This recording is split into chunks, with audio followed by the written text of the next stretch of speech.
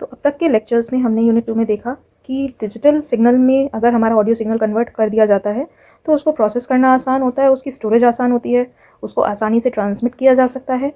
इसीलिए इन एडवांटेजेस के चलते हमने डिसाइड किया कि ऑडियो सिग्नल को हम डिजिटल सिग्नल में कन्वर्ट करेंगे।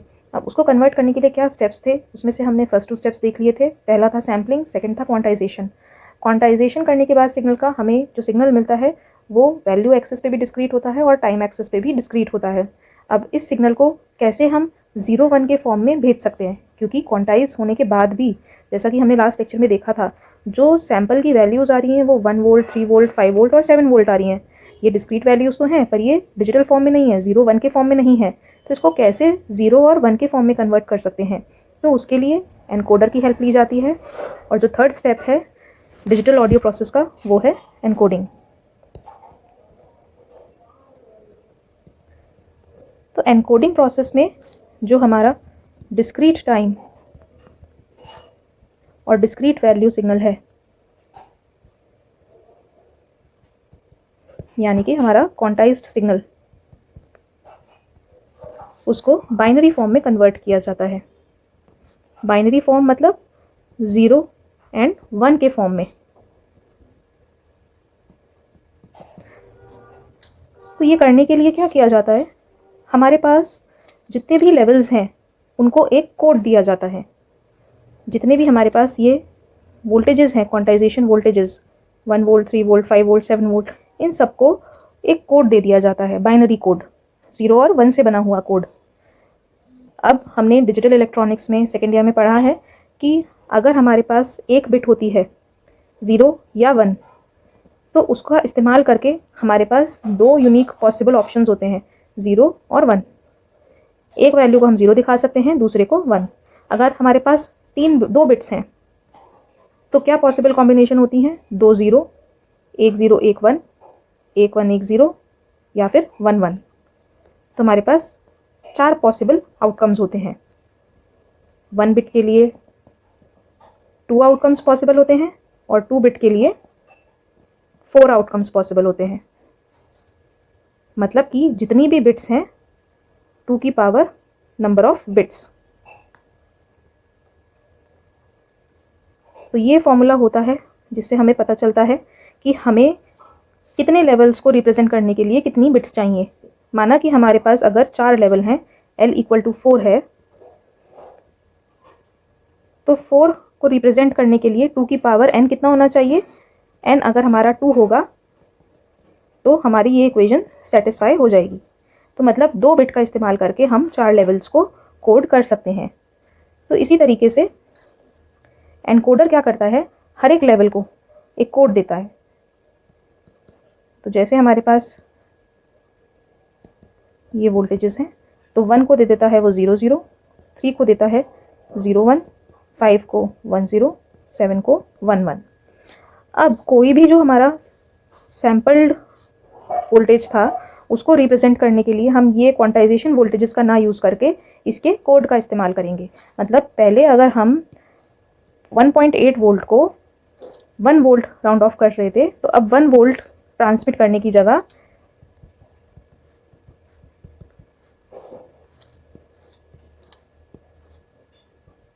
इसकी जगह ट्रांसमिट होगा 0 0। ये था हमारा सैम्पल्ड वोल्टेज, ये क्वांटाइज्ड वोल्टेज, और ये है एनकोडर से होके गुजरने के बाद में एनकोडेड वैल्यू। ऐसे ही जो हमारा नेक्स्ट था 2.5 वोल्ट सैम्पल वोल्टेज, वो क्वांटाइजेशन के बाद में कन्वर्ट हो गया था 3.0 वोल्ट में, और 3 वोल्ट को हम रिप्रेजेंट करते हैं 0 1 से, तो जो ट्रांसमिट होगा वो होगा 0 1।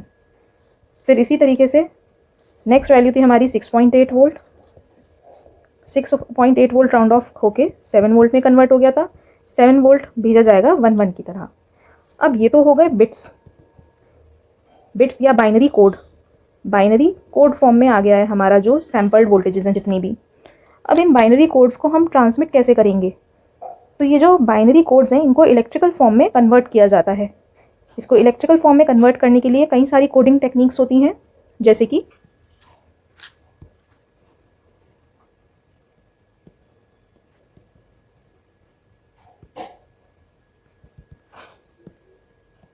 On off coding,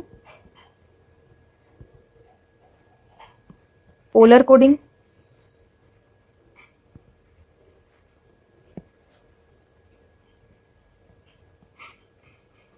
return to zero coding,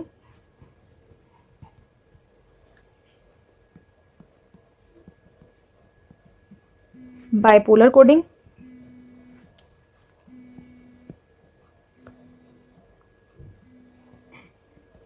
और मैनचेस्टर और split phase coding.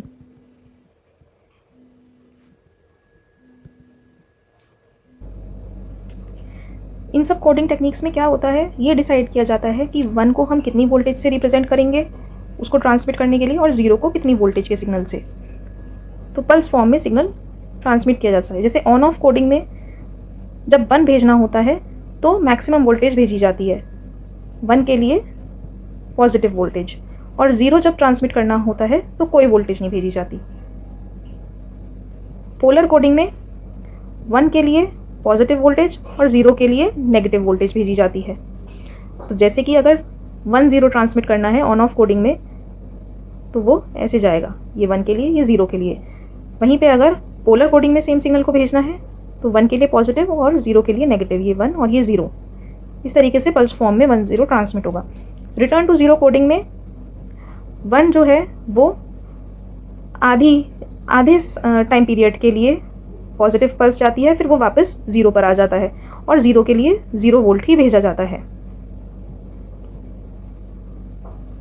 Bipolar coding में 1 के लिए एक बार भेजी जाती है पॉजिटिव हाफ पल्स और फिर 0, और फिर नेक्स्ट जब भी 1 आता है तो उसके लिए नेगेटिव हाफ पल्स और फिर 0,